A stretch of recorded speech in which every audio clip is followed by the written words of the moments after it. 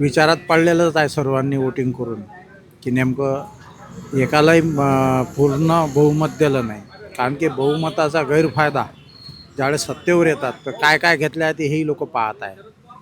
पण त्यातल्या त्यात आपल्या अकोल्याची विकासाच्या दृष्टीनं बाकीच्या सामाजिक काही ज्या काही समस्या आहेत ह्या सोडवण्यासाठी एका मताचंही सरकार आवश्यक असते.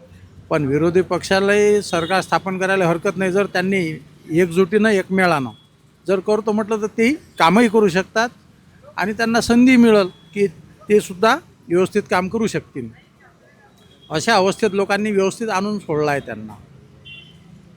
लोकांनी लोकांचं काम केलंय वोटिंग करून. आता आज- पक्षाचं आहे, आता काय वाटतं तुम्हाला?